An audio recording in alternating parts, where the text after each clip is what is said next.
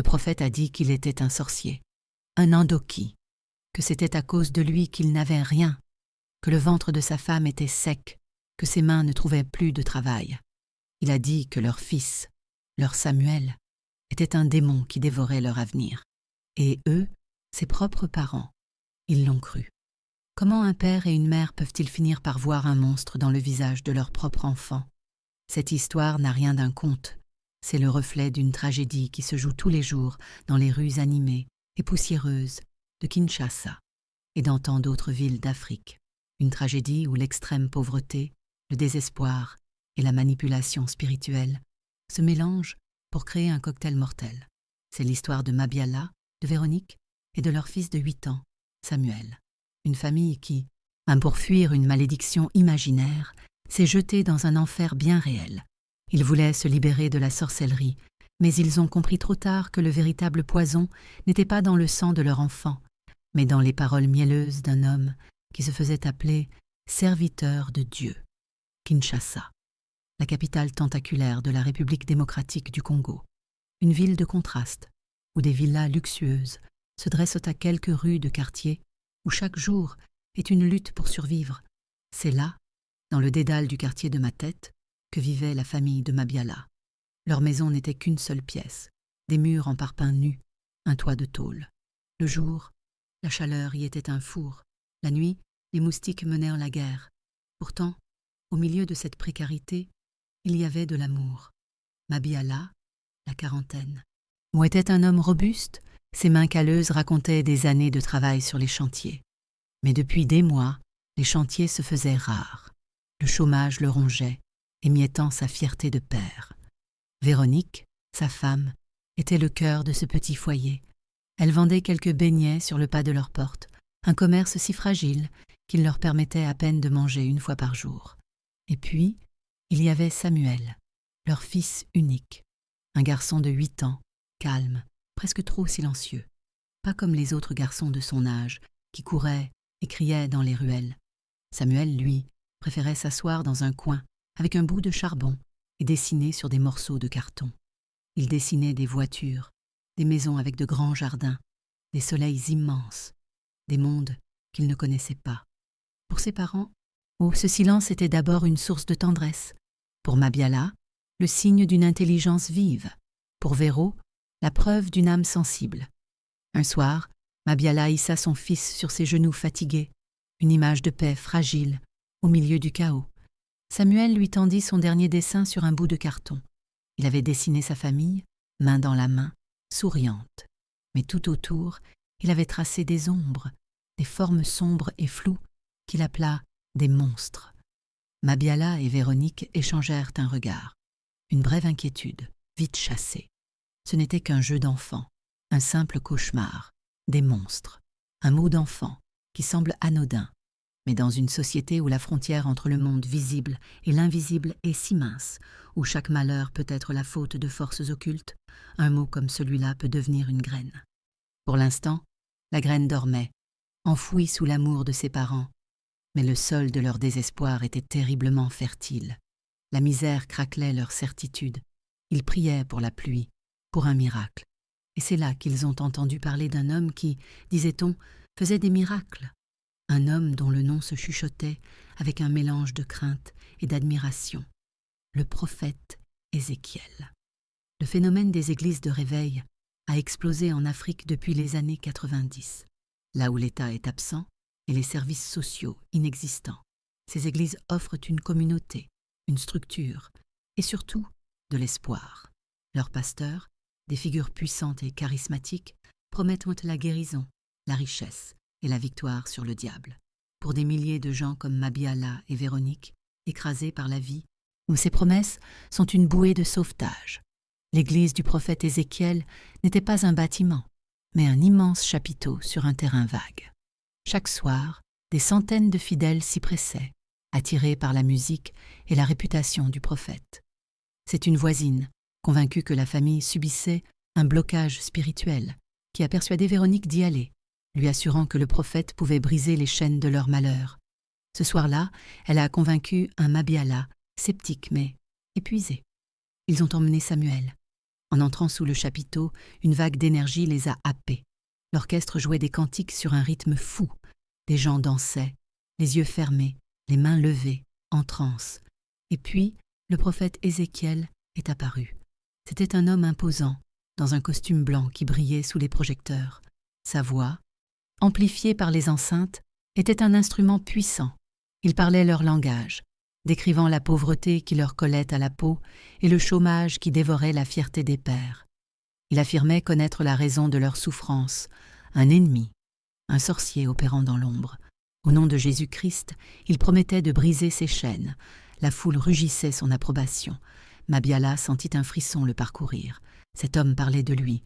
Véronique, à ses côtés, pleurait en silence, libérant des mois de peur. Soudain, le prophète s'est arrêté. Son regard a balayé la foule, puis s'est fixé sur eux, ou plutôt sur le petit Samuel, assis sagement entre ses parents. D'une voix forte, le prophète annonça qu'il sentait une présence ancienne, dans un corps jeune, un esprit qui bloquait la bénédiction de la famille. Mabiala et Véronique se figèrent. Pour eux, le monde venait de basculer. Une présence ancienne, dans un corps jeune. Le dessin de Samuel avec ses monstres, son silence, sa différence. La graine du doute, arrosée par les paroles du prophète, venait de germer. Le retour à la maison fut lourd de silence. La phrase du prophète tournait en boucle dans leur tête. Le lendemain, par miracle, Mabiala trouva une journée de travail. Mais le soir, on l'accusa d'avoir volé un sac de ciment. Il ne fut pas payé. Le même soir, Véronique tomba malade, prise de fièvre. Chaque petit malheur n'était plus un coup du sort. C'était une confirmation. Ils sont retournés à l'église, encore et encore. Chaque visite les liait un peu plus à la toile du prophète. Ils ont fini par demander une consultation privée, empruntant de l'argent pour la payer. Dans son bureau, qui contrastait avec leur pauvreté, Ézéchiel les reçut avec gravité. Il les interrogea sur leur fils, posant des questions précises sur son comportement et sa naissance. Véronique confirma que Samuel faisait parfois pipi au lit et que sa naissance avait été difficile, qu'il était né avec le cordon autour du cou. Pour le prophète, c'étaient des signes. Il déclara que l'esprit qui habitait leur fils était un ndoki, un esprit de nuit qui se nourrissait de leur chance, mangeant les salaires et les bénéfices. Il affirma que cet esprit était la source de la stérilité de Véronique et que tant qu'il serait là, il n'aurait plus d'enfants. Le mot « stérilité » frappa Véronique en plein cœur. Pour Mabiala, la résistance commençait à céder. Des détails banals étaient devenus des preuves de sorcellerie. Alors commença un long et coûteux processus de délivrance. Prières, huile consacrée, offrandes de nourriture. Chaque semaine, leurs maigres économies étaient siphonnées et leur situation ne faisait qu'empirer. Le doute grandissait chez Mabiala, mais Véronique, désespérée, s'accrochait aux paroles du prophète, y voyant une épreuve de foi. Leur cœur était déchiré entre l'amour pour leur fils et la peur de rester dans la misère toute leur vie. Le prophète les avait isolés, leur interdisant d'en parler à quiconque. La dernière étape de la manipulation fut la plus cruelle. Ézéchiel leur demanda d'apporter les dessins de Samuel. Il les réinterpréta un à un. La voiture devenait un cercueil, la maison une tombe, les ombres les âmes mangées par l'enfant. Puis il brûla les dessins. Et il leur annonça que les prières simples ne suffisaient plus, que l'esprit était trop puissant. La seule solution, dit-il, était un exorcisme. Le mot était lâché. Un point de non-retour. Mabiala sentit son estomac se nouer. Mais en regardant Véronique, il ne vit plus de doute, seulement la détermination de quelqu'un qui est prêt à tout pour que le cauchemar s'arrête. Le prophète leur avait promis une nouvelle vie. Le prix à payer était la souffrance de leur enfant. Dans leur esprit torturé, le calcul semblait tragiquement logique. Le jour de la grande délivrance, ils dirent à Samuel qu'ils allaient à l'église pour une prière spéciale. L'enfant obéit, mais il sentait la tension. La main de sa mère était glaciale. Le silence de son père était plus lourd que jamais. La cérémonie eut lieu dans une petite salle en parpaing, ou réservée aux cas difficiles. L'air était moite, l'atmosphère tendue. Le petit garçon, effrayé, demanda à sa mère s'il pouvait rentrer, mais elle lui répondit qu'il fallait prier pour leur avenir. Le prophète ordonna que l'enfant soit amené au centre et que les parents restent en arrière. Mabiala et Véronique furent poussés contre un mur. Ils virent 2 hommes attraper Samuel par les bras et le forcer à s'agenouiller. La peur dans les yeux de leur fils était un poignard. Il les cherchait du regard, suppliant, ne comprenant pas pourquoi ses parents l'avaient abandonné. Ce qui suivit fut une explosion de violence, déguisée en rituel. Les exorcismes sur les enfants accusés de sorcellerie impliquaient souvent des privations, des coups, des tortures pour forcer un aveu. Le prophète hurla, ordonnant à l'esprit impur de se manifester. Les intercesseurs se mirent à crier, à parler en langue, secouant l'enfant terrorisé qui appelait ses parents. Véronique enfouit son visage dans l'épaule de Mabiala. Mabiala, lui, était pétrifié, cloué sur place par la peur que le prophète ait raison, et la peur de condamner sa famille à la misère s'il intervenait. L'exorcisme sembla durer une éternité. Ils forcèrent Samuel à boire de l'eau salée jusqu'à ce qu'il vomisse. Le prophète lui posa les pieds sur le dos. Le garçon, épuisé, finit par ne plus crier. À la fin, Ézéchiel, en sueur mais triomphant, s'adressa aux parents. L'esprit avait été vaincu, annonça-t-il, mais le corps était souillé. L'enfant ne pouvait pas rentrer avec eux. Il devait rester pour un jeûne de 40 jours afin que la purification soit totale. Sacrifice. Le mot résonna. Hébétés, brisés, ils firent demi-tour. En franchissant la porte, Mabiala jeta un dernier regard en arrière. Il vit le visage de son fils, maculé de larmes et de terre, le regard vide. Puis la porte se referma. Ils rentrèrent dans leur pièce vide. Le silence, autrefois brisé par les rires de Samuel, était maintenant un cri. Ils venaient de commettre l'impensable, livrer leur propre chair en croyant acheter un avenir meilleur. Les jours qui suivirent furent un mélange de culpabilité et d'attente fébrile. Mabiala et Véronique s'accrochaient à la promesse du prophète, mais rien ne se passa. Une semaine passa, puis 2. Leur situation empirait. Le doute refit surface, plus fort que jamais. Véronique n'arrivait plus à dormir, hantée par les pleurs imaginaires de son fils. Mabiala tentait de s'accrocher aux 40 jours promis, en se persuadant que leur sacrifice ne pouvait pas avoir été vain. Leur déni vola en éclats une semaine plus tard. La police avait fait une descente dans l'église du prophète Ézéchiel. Motif, escroquerie, séquestration et violence sur mineurs. La plainte venait des parents d'une autre enfant qui avait réussi à s'échapper. La rumeur se répandit comme une traînée de poudre. Le nom « prophète Ézéchiel » était maintenant synonyme de charlatan, escroc. La réalité s'effondra. Il n'y avait pas de démon. Il n'y avait qu'un homme avide exploitant la misère des gens. La malédiction, ce n'était pas Samuel, c'était Ézéchiel. C'était leur propre crédulité. La culpabilité déferla sur eux. Sans se concerter, ils se mirent à courir vers l'église. Quand ils arrivèrent, c'était le chaos. La salle de l'exorcisme était ouverte, vide. Un policier leur expliqua que tous les enfants qui y étaient retenus avaient été emmenés par les services sociaux. Leur quête désespérée commença. Ils allèrent de centre en centre.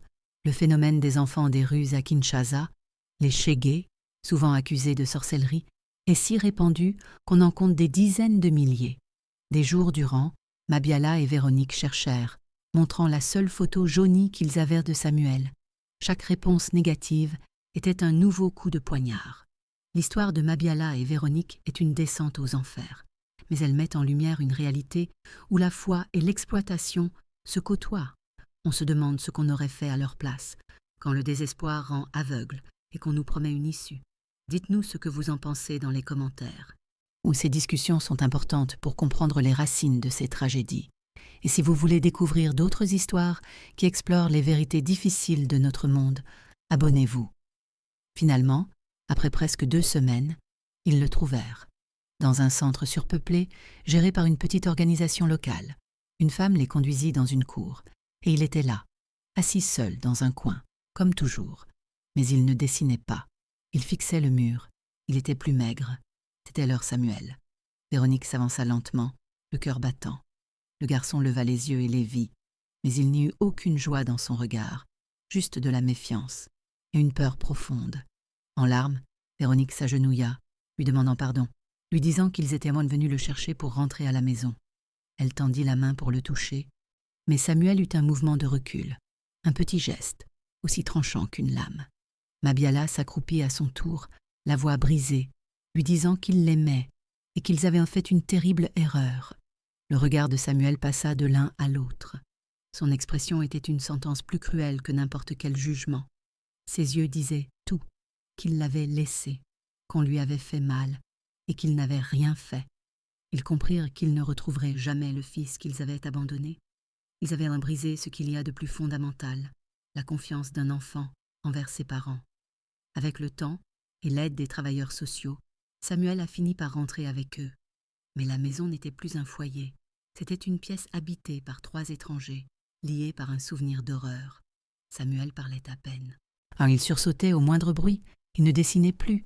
Et la nuit, ses cauchemars réveillaient ses parents, qui restaient ensuite à écouter leur propre culpabilité dans le silence. Cette histoire est une fiction, mais elle est inspirée par les milliers d'histoires vraies d'enfants accusés de sorcellerie en Afrique. Ces enfants deviennent les boucs émissaires d'une crise bien plus profonde. Quand les familles s'effondrent sous le poids de la pauvreté et de la maladie, trouver un coupable, même innocent, devient une échappatoire insoutenable. La véritable malédiction, ce n'est pas un esprit dans le corps d'un enfant, c'est la pauvreté qui mène au désespoir, c'est l'ignorance qui permet à la superstition de grandir, et c'est la cupidité de ceux qui, sous le manteau de la foi, exploitent cette souffrance pour leur profit. Mabiala et Véronique ont fini par le comprendre, mais cette compréhension ne leur a apporté aucune paix. Chaque jour, en voyant le regard vide de leur fils, ils perdent le prix de leur crédulité. Ils ont voulu chasser un démon imaginaire, et ce faisant, ils ont perdu l'âme de leur propre famille.